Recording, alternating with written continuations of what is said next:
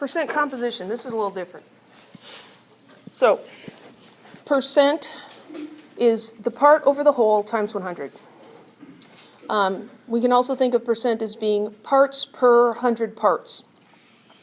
So percent composition, when we say, well, what's the percent composition of water? We're looking for the percent of each element in the compound. Percent composition, like density, doesn't change based on how much you have. It's the same regardless of the amount of compound. So this is a good thing to remember. Percent is the part over the whole times 100. Well, let's look at percent composition of water.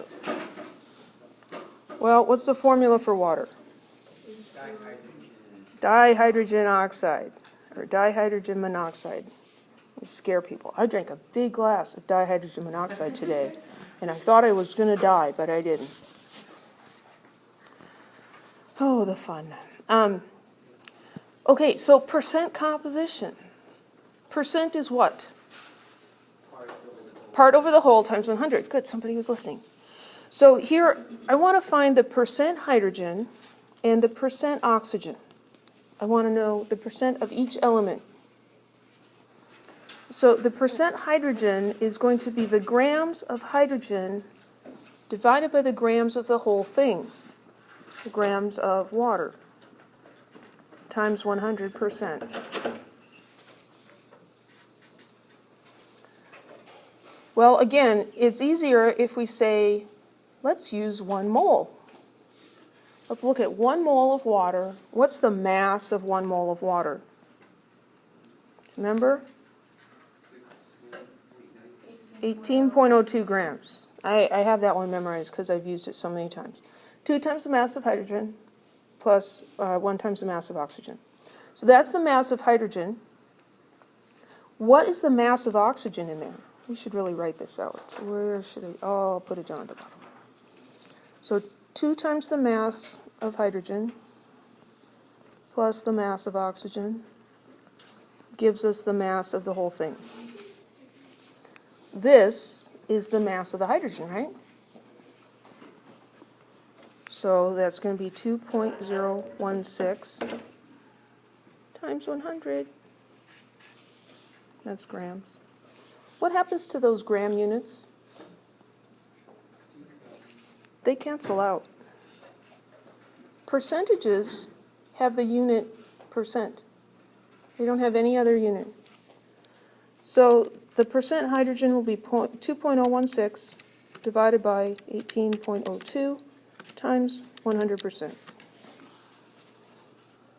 So that's going to be 11.19%. We can find the percent of oxygen in the same way.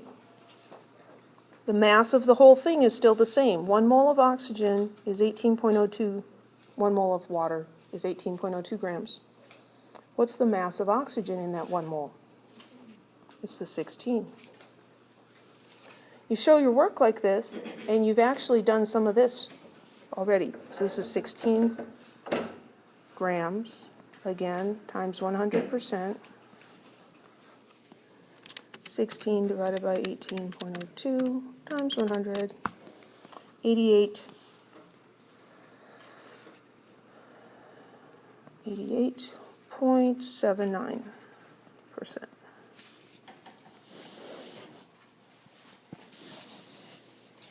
Now what should these percentages add up to? They should add up to 100. They don't quite, do they? 99.98%. Does that mean that water is composed of 0.02% mystery stuff? No. Not pure water. Water coming out of the faucet, yeah, it's probably got more than 0.02% mystery stuff. The difference here is in the last significant figure, and it just has to do with rounding errors. That's the only reason it's different. So we calculated the percent of hydrogen using the equation.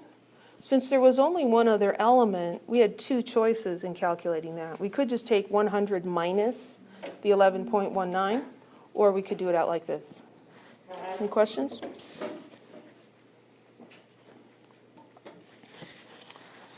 EDTA, ethylenediaminetetraacetic acid, there's a reason they abbreviate that, is used as a food preservative.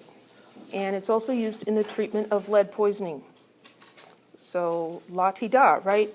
Calculate the percent composition of EDTA. There's the formula. Same process.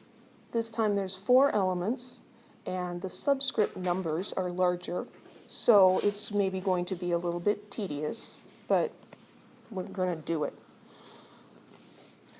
So let's just start with the molar mass. Or maybe I'll start with selecting the pen tool. Oh yeah, that's better.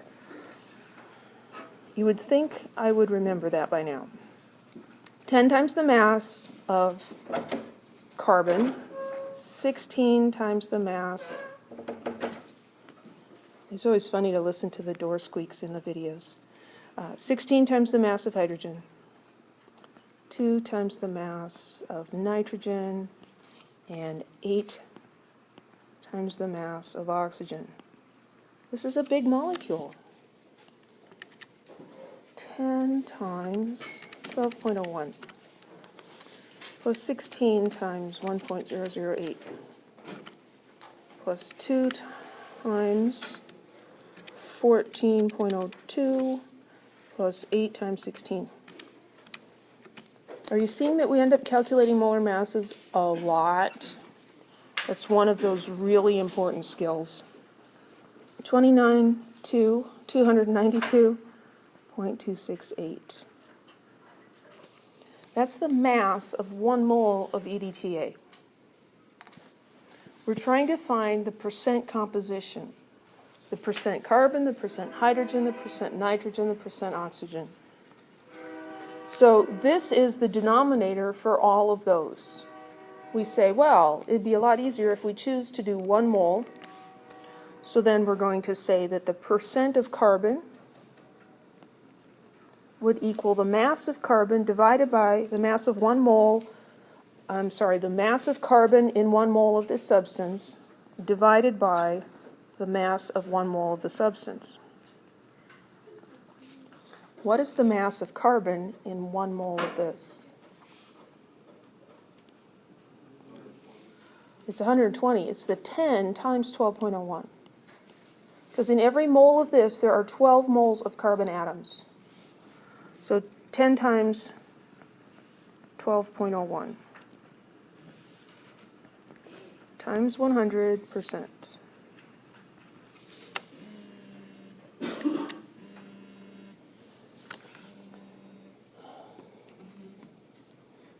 Ten times 12.01 plus, no plus, divided by, oh good grief, divided by 292.268 times 100. 41.09%. So 41.09% of that is carbon. Do you really, really want me to calculate the other 3? No. It's just tedious, right? It's the same thing over and over and over again. Okay. That is what homework is for, exactly. Okay.